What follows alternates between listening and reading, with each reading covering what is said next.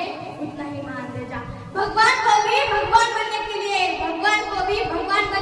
गुरु का ही ज्ञान काम आया था। माँ ने तो उंगली थाम कर कहा था चलो, पर चलना कहा है तो गुरु ने ही सिखाया था। भारताचे पहिले उपराष्ट्रपती आणि भारताचे दुसरे राष्ट्रपती डॉक्टर सर्वपल्ली राधाकृष्ण यांचा जन्म 5 सप्टेंबर म्हणजेच भारतभर शिक्षक दिन म्हणून साजरा केला जातो।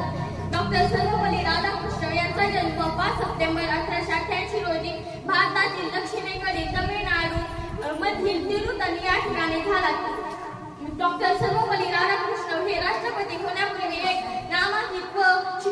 नामांकित शिक्षक तज्ञ होते। त्यांचे भारत